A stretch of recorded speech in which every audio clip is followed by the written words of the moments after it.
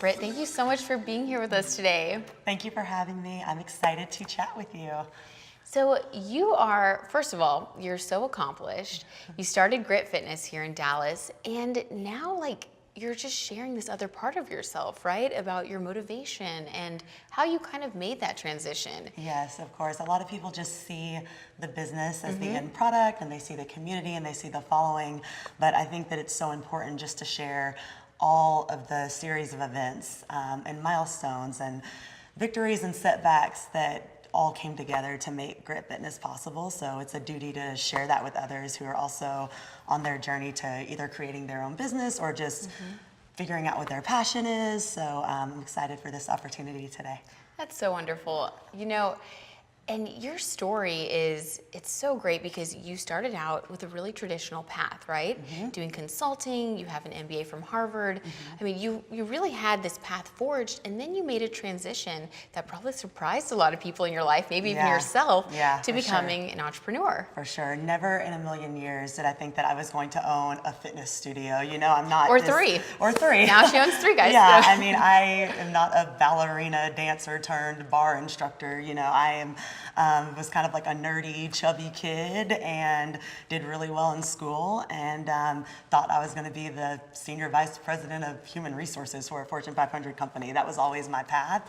And then, through my corporate career and all the years I spent, working in corporate America, I worked for Texas Instruments, Deloitte, IBM, all those years, I really just discovered a passion for fitness and for wellness and decided one day to kind of take the leap of faith and pursue that and try to make it my livelihood. So it kind of came to me, I like to say. Yeah. So tell me about that moment of transition. I'm sure there were a few moments, and I really want you to share that with us. How did you know you were ready? What sparked that desire to be like, okay, now I'm going to make this change? Right. So I always hear these sexy entrepreneurial stories about one day I woke up and I said, I'm done with this, and I just took the leap. They're everywhere now. Everywhere. You almost feel inadequate if you're not doing that. Yes. Yeah. And I mean, sad to say that was not the case for me. But I think that the journey to entrepreneurship is just that, a journey. I had the idea to start my own business 3.5 years before I ever did. And I was very methodical and strategic about how I was going to make the transition. So I discovered this passion for fitness and wellness in 2012, and I started a blog called Grit by Brit. And it was just a fun, creative outlet. I would work on it at night and on the weekends, and then I got a side hustle at 24 Hour Fitness, and I was teaching fitness classes, and it was just a fun way for me to stay fit. I thought that it would be really cool to do that for a living, but it just didn't seem realistic at the time. And so I started putting an action plan together. I started saving money. I started asking myself, who would be my target customer and what is a problem that she has and how am I going to solve it in a way that's unique. And I read a blog post that you did where you really lay it out. You're like, this is what I did first, this is what I did next, and it was really thorough. Yeah. And I was like, wow, I think we can all learn something from that. Yeah. It's you didn't jump without, you kind of built a safety net and then you jumped into it. Right. Even though there were a lot of risks. For sure. And that's my whole point of view on risk taking is, when you have a pretty solid fallback plan or when you've thought through things, then you can take the risk full out and you can go all head in because you don't want to play scared. That's such good advice. You don't want to be scared. You don't want to be like, oh man, how am I going to get my next paycheck? You want to be able to go all in, fearless. And I think it's so important to touch on that because like you said, now there's always these, these stories out there. It's like, well, I just made this choice and I did it. But if you are in a position where you get scared and you don't have the resources or you didn't think things through, that can put you at a disadvantage. For sure. So it's not a bad thing to really plan it and sit down and look at everything. And the planning and the patience really takes grit, right? Which is my favorite word, That means maybe you have to stick it out in a job that you don't really like for a little bit longer, I know that's what people don't want to hear. But the reality is that might be the best way to do it. For sure, for sure. So that was definitely the case for me. It was actually 3.5 years of doing the side hustle, fitness, blogging, events, on the side, working full-time in management consulting. And then finally, when I got to a point where I'd saved enough money, I kind of gave myself a date and said, okay, by the end of this season, you got to just quit and go for it. So. Because you're big on deadlines, right? Yes, I love deadlines. Tell us about deadlines. We want to know. Love How do we set deadlines for ourselves? So first of all, I think you just have to be very clear on what you want. Okay. You know, and I think that's a really hard question to answer. It can be really really hard. A lot of people hard. know what they don't want, but they don't know what they really want. You know, what's your ultimate desire? What do you really want? So. How do you figure that out? How much time do you have? Give us the basics. The basics. And then we'll go to your blog for more. So I think there's kind of 3 questions you can ask yourself to help yourself figure out what do you want or what am I passionate about, all right? So I think number 1 is just what energizes me. And by energizes me, I mean, what is something that you would work on for hours for free? You know, no one would have to pay you. Yep. And when you're willing to really work hard on something, there's this awesome cycle of events that happens because you start to get really good at it. When you're good at something, you start to have some confidence. When you're confident about something, you have some swagger. When you're swagger, people are attracted to you. When people are attracted to you, you can sell. So it's this whole thing. It all works and together. It works together, right? That's a good way to put it. Energy is super important. I think the second thing is, you know, I think all of us are called to serve others in some way. So it's like, how do you want to contribute? How do you want to give back? How do you want to serve? And in what capacity? So I think that's a good question that you can ask yourself. And then the third is, who do you want to be surrounded by? Because the reality is, how much you enjoy your day is really dependent on who you have to work with. Right, and that's what makes up your life in the day-to-day, in the moment. For sure. Okay, so once you know what you're passionate at, once you know what you're doing, you're kind of like creating this good energy around you, how do you set those deadlines? Like, how do you personally think through it?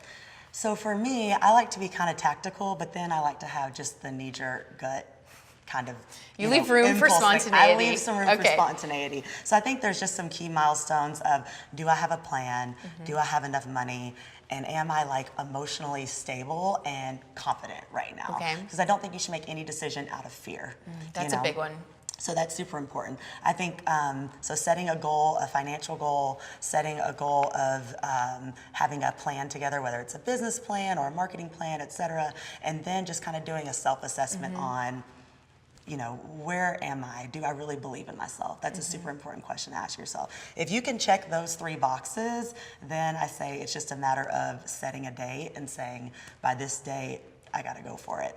And for me, it was, I had met all my financial goals, and I said, you know, by the end of fall of 2014, I gotta just do it, and you just gotta write it down and go for it. So I love that, and I love how calm you are. Like, I read your blog post about making those decisions, and it made me feel calm. I was like, this is so smart, just the way that you really made sure that it was all kind of set up. And you want to have a level head when you're making a huge life decision. You don't want to make a really emotional decision for something that's so impactful for all aspects of your life. So I think that's super important.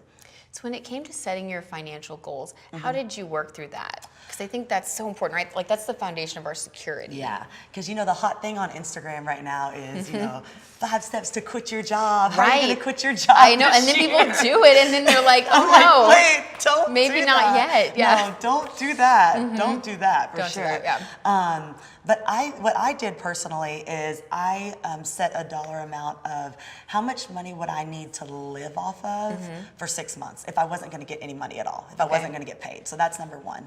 Then on top of that, I said, how much money do I need to invest in my business to get it up and running? Because what a lot of people don't discuss or have conversations is that starting a business costs a lot of money, and you have to have money to make money. Totally. So those 2 things, the sum of those 2 figures, I think is how much money you need to have on hand to make it happen. And so I didn't have a rich uncle or a trust fund or anything like that, so it was on me to save that amount. And once I had that amount, I felt like I was ready to go. But you know, there's different strokes for different folks, but I think that's a very good, solid goal. It's a good rule of thumb to just kind of, I like that. And if you're not anywhere near there, you just gotta suck it up. Just wait a little longer. Keep on longer. grinding it out. You can do it. Yes. Well, speaking of grinding it out, so you talk about grit. How do you personally experience that in your life? How do you stick to things? What's your mindset?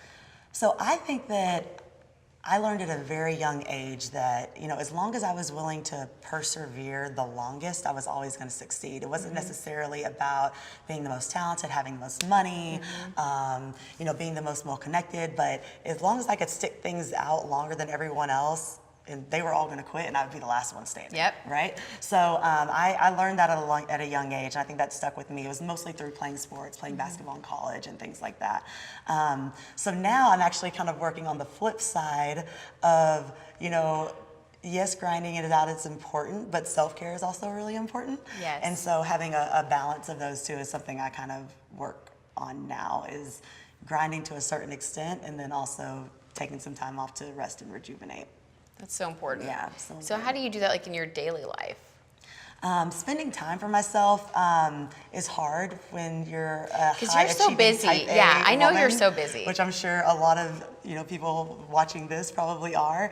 And sometimes you can pride yourself on the ability to just keep going, just keep going. I think we've all done that, right? Where you're For like, sure. oh, I can do this and this and this, right? Yeah, but I think quality is more important than quantity, and also just reassessing with yourself what really matters to me. Yeah. The three questions that I asked you earlier, what energizes me, who do I want to be surrounded by, how do I want to contribute? And if you're spending time on things that don't really fulfill those three areas, then it can probably be let go. I'm a big fan of, walking my dog and reading and having a glass of wine, but just taking some time to kind of do nothing is really important. And I think that I actually perform better whenever I take time to just unplug. And then do you also feel like planning and being organized? Oh, for sure. Because I was like at your office one day and you were like, we set our goals a whole year in advance. course. I was like so impressed by that. Oh, yeah. So is that an important part? Oh, for sure. I mean, you have to have a vision and you have to have milestones. Like we talked about earlier, deadlines. I'm all about deadlines. So if I know that we want to get to X number of members by the end of the year, it's my job as a leader of the company to create a plan for how we're going to get there, and then what milestones will get us there, share that with the team, and we have goals every month to get there. But I think that our generation is really good at visioning. Yeah, very creative. We love vision boards, we love to dream big, but I think we can do a better job of the tactical methodology of like putting a plan together and figuring out how we're going to bring the dream to reality. I love that. You should be a breaking life it coach. down to bite-sized chunks. Okay, what am I going to do so today? huge. Yeah. What am I going to have done by the end of the month? What am I going to have done by next month? And then it's not such of this big, overwhelming kind of pie in the sky. It's, hey, I actually can make this happen if I just do these things. Yeah, really bring it down to earth so that it can be achievable. For sure. I love that. Most definitely. So for our viewers who want to learn more about your strategy and also about Grit Fitness, what can they do? Where can they go? So first, definitely come work out with us. We love to meet new people. So much fun. We have 3 locations in the Dallas area, one in the Design District, one near SMU, and then also one in Addison. If fitness is not your thing, we hope that it will be eventually, but if it's not yet, we do hundreds of community events, from speed networking to goal setting workshops. So follow us on Instagram at Grit by Brit, all one word. And we have an awesome series of events coming up for International Women's Day. Ooh, that'll be fun. Yes, so that'll be the first week of March. So follow us on Instagram. Okay, Britt, so if people want to get more motivation from you, where can they go? They can totally come visit my website, gritbybrit.com. I have blog posts ever since I started Grit, or even thought about starting Grit. Also some online courses, events, lots of motivation and inspiration for women who want to pursue their passion. Wonderful. Thank you so much for being here. We all feel inspired by you and really look forward to reading more of your posts and keeping up with what you're doing at Grit. Sounds good. Thank you. We'll be right back after this break.